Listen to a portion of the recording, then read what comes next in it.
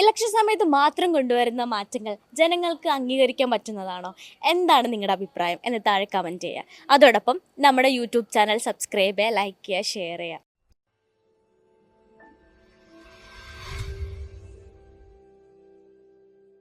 ഈ ഇലക്ഷൻ സമയത്ത് മാത്രം കുറെ മാറ്റങ്ങൾ വരുന്നുണ്ടല്ലോ.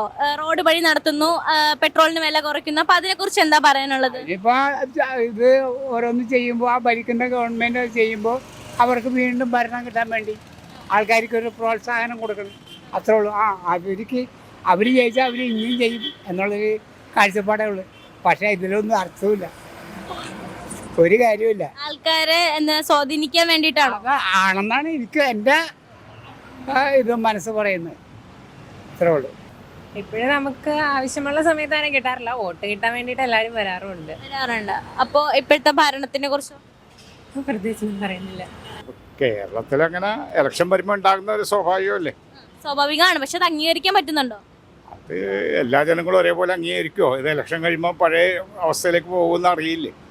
ഇപ്പോഴത്തെ ഭരണം ഇഷ്ടമാണോ? ഏതാ ഉദ്ദേശിക്കണ? ഇന്ത്യ മോശമില്ലാത്ത ഭരണം നടക്കുന്നുണ്ടല്ലോ. എന്തായാലും ഇലക്ഷൻ വരുമല്ലേ, അപ്പൊ ആര് വിജയിക്കും എന്നാണ് തോന്നുന്നത്? BJP തന്നെ സാധ്യതയുള്ളൂ. എന്തുകൊണ്ടാണ് BJP ജയിക്കും എന്നുള്ള ഒരു തോന്നലുണ്ടായത്? വെളിയിൽ അവർക്ക് ഒരു അജണ്ട ഉണ്ടല്ലോ, അതങ്ങനെ നടപ്പിലാവും. കോൺഗ്രസ് ദുർബലപ്പെട്ടു പോയില്ലേ?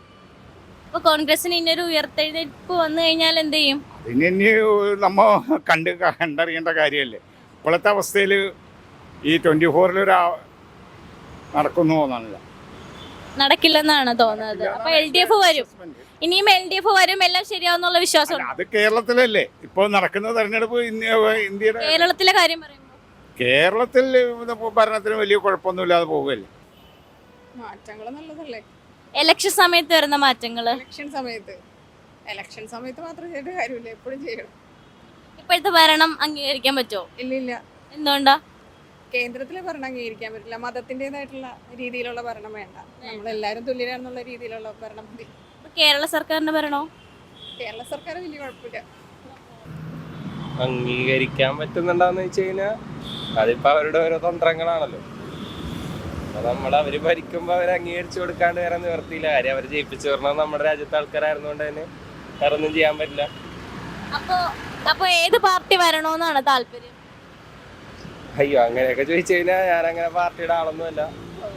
ആര് നമ്മ വരണമെന്ന് ആഗ്രഹിച്ചാലും BJP തന്നെ വരുവോളൂ എന്നുള്ളത് നമുക്ക് അറിയാവുന്ന ഒരു സത്യമാണ്. അപ്പൊ പിന്നെ അവര് തന്നെ വരട്ടെ, അവര് തന്നെ ചെയ്യട്ടെ. മടുക്കുമ്പോ പിള്ളേരെല്ലാം പൊക്കോളും.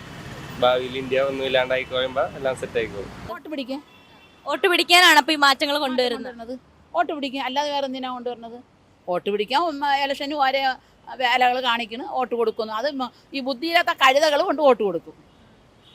കഴുതകളാണ് വോട്ട് കൊടുക്കുന്നത്. അല്ല, അതുകൊണ്ട് ഞാൻ വോട്ട് നിർത്തിയെന്ന് വെച്ചാൽ എനിക്ക് ഇനി വോട്ട് ഇടണമെങ്കിൽ ഞാൻ ഇടണം എന്നുണ്ടെങ്കിൽ എൻ്റെ ഭർത്താവ് മരിച്ച്, ഞാൻ വിധവയാണ്, എനിക്ക് കയറി കിടക്കാൻ സ്ഥലമില്ല. ഞാൻ കണ്ട വീട്ടിൻ്റെ നടയെ ചാഞ്ചെന്ന് കിടക്കണത്.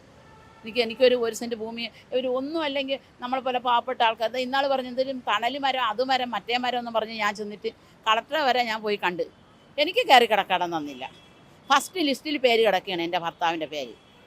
ഹാർട്ടിൻ്റെ ഓപ്പറേഷൻ. എൻ്റെ ഭർത്താവ് ഇപ്പോൾ മരിച്ച ക്യാൻസറായിട്ടാണ് മരിച്ചത്. എനിക്ക് തന്നിട്ടില്ല. എനിക്കൊരു കയറി കിടക്കാൻ എനിക്ക് ഇതുവരെയും തന്നില്ല. ഒരു 10 വർഷമായി ഈ ഭരണത്തിൽ വന്ന്. ആദ്യത്തെ ലിസ്റ്റിൽ ഞങ്ങൾ കൊടുത്ത ആൾക്കാരാണ്. ഇവരെല്ലാം അവിടെ കൊടുത്തു എന്ന് പറഞ്ഞു. ആർക്ക് കൊടുത്തെന്ന് ഞങ്ങൾക്കറിയില്ല. കൊടുത്തിട്ടുണ്ടായിരിക്കും, എനിക്കൊന്ന് ആൾക്കാർ പൈസ മേടിച്ച് കൊടുത്തിട്ടുണ്ടായിരിക്കും. ഞാനിതാ ഇപ്പോൾ കഴിഞ്ഞ ആഴ്ചയും ഞാൻ കളക്ടറെ പോയി കാണാൻ പോയി. ഈ കളമശ്ശേരി മുനിസിപ്പാലിറ്റി ഏറ്റവും വരുമാനമുള്ള, എല്ലാ മുനിസിപ്പാലിറ്റിയെ കാട്ടി ഏറ്റവും കൂടുതൽ വരുമാനമുള്ളതാണ് കളമശ്ശേരി മുനിസിപ്പാലിറ്റി. ഈ ലൂലു മാളിൻ്റെ ഒരൊറ്റ പൈസ ഏറ്റവും കൂടുതൽ വരുമാനമാണ്. ആ വരുമാനമുള്ള സ്ഥലത്ത് പാവപ്പെട്ടവർക്ക് കിടക്കാടയില്ല. അപ്പൊ അതുകൊണ്ടാണോ പറയുന്ന വോട്ട് കൊടുക്കുന്നില്ല? ഇല്ല, ഞങ്ങൾക്ക് നമ്മളെപ്പോലെ നോക്കുമ്പോൾ നമുക്കൊരു കയറി കിടക്കാടം ഉണ്ടെങ്കിലല്ലേ നമുക്ക് അവരെ അയ്യോ അവരായിട്ടാണ് നമുക്ക് ചെയ്തതെന്ന് പറഞ്ഞ് നമുക്ക് ചെയ്യാനുള്ളത്. ഈ പാവപ്പെട്ടവരെ നോക്കി ഇവർ ചെയ്യാത്തത്. ഞാൻ എത്ര വർഷം കൊണ്ട് ഈ ലോട്ടറി വിൽക്കണവളാണ്. എൻ്റെ ഭർത്താവ് മരിച്ച്, ക്യാൻസർ വന്ന് മരിച്ചു. 10 രൂപ സഹായിക്കാൻ ആളില്ല.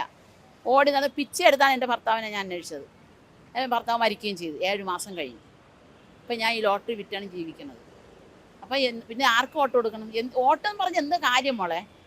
ജയിപ്പിച്ചാൽ നമ്മളെ കൂടെ നമ്മളെ പാവപ്പെട്ട ആൾക്കാരെ കണ്ട് ഇത് അവർക്ക് കിട്ടണം. അവർ പണം ഉണ്ടാക്കി, അവർ സമ്പാദിച്ച് അവരെ മക്കളെ, അവരെ മറ്റുള്ളവരെ ബന്ധുക്കൾക്കും ജോലിയും എടുത്ത് അവർ ജീവിക്കണം. പാവപ്പെട്ടവരെ ആരെ ഇന്ന് വരെ നോക്കണം. പാവപ്പെട്ടവരെ വോട്ടാണ് അവർക്ക് കിട്ടണമെന്ന് അവർ ചിന്തിക്കണില്ല. ചിലതൊക്കെ തെരഞ്ഞെടുപ്പിൻ്റെ ആയിട്ട് ബന്ധപ്പെട്ടുള്ള കാര്യങ്ങളായിരിക്കാം, ഗിമ്മിക്കായിരിക്കാം. പിന്നെ അത് പിന്നെ ജനങ്ങളെ ഒക്കെ എന്തെങ്കിലും ചെയ്യുന്നത് കാണിക്കാൻ വേണ്ടി ആയിരിക്കാം. അപ്പോൾ ഈ ഒരു സമയത്ത് മാത്രം കൊണ്ടുവരുന്ന മാറ്റങ്ങൾ അംഗീകരിക്കാൻ പറ്റുന്നുണ്ടോ? കുറേയൊക്കെ അംഗീകരിക്കാൻ പറ്റും. അംഗീകരിക്കാൻ തെറ്റൊന്നുമില്ല. മാറ്റങ്ങൾ അംഗീകരിക്കാൻ തെറ്റൊന്നുമില്ല. കാരണം ഒരുപാട് നല്ല കാര്യങ്ങൾ ഗവൺമെൻറ് ചെയ്തിട്ടുണ്ട്. അപ്പം ഇതും കൂടി ആയിക്കോട്ടെ എന്ന് ഇരിക്കട്ടെ. ഓക്കെ, നല്ല കാര്യങ്ങൾ ചെയ്യുന്നുണ്ടെന്ന് പറഞ്ഞില്ലേ. അപ്പം ഈ സാധാരണക്കാർക്ക് പെൻഷൻ കൊടുക്കുന്നില്ല എന്നുള്ള ഒരു പരാതി ഉണ്ടായിരുന്നു. അപ്പം അതിനെക്കുറിച്ച് എന്താ പറയാനുള്ളത്? സാധാരണക്കാർക്ക് അത് പറയാൻ അങ്ങനെ വലിയൊരു അഭിപ്രായം നമുക്ക് പറയാൻ പറ്റില്ല. എന്നാലും അതിൻ്റെ പിന്നിലുള്ള എന്താ വസ്തുക്കൾ എന്താണെന്ന് നമുക്ക് അറിയില്ല. അത് അറിയില്ല. അപ്പോൾ ഈ മാറ്റങ്ങൾ അംഗീകരിക്കാൻ പറ്റും അല്ലേ? മാറ്റങ്ങൾ അംഗീകരിക്കാൻ സാധിക്കും, തീർച്ചയായിട്ടും. അങ്ങനെ ഇപ്പൊ ഇലക്ഷന്റെ സമയത്ത് ഇലക്ഷന്റെ സമയത്ത് അവർ വില കുറയ്ക്കുമല്ലോ, ഓരോ ട്രിക്കല്ലേ ജയിക്കേണ്ട അവർക്ക്. അപ്പൊ അങ്ങനെ വില കുറയ്ക്കുന്നതിൽ കൊണ്ട് ചേട്ടൻ അത് അംഗീകരിക്കാൻ പറ്റുന്നുണ്ടോ? നമുക്ക് അത്രയും സമയമെങ്കിലും വില കുറച്ച് കിട്ടൂലേ, അതുകൊണ്ട് അംഗീകരിക്കാം. ആരുടെ ഭരണമാണ് ഇഷ്ടം? അങ്ങനെയൊന്നുമില്ല, ആര് ഭരിച്ചാലും നന്നായിട്ട് ഭരിക്കണം. That's all.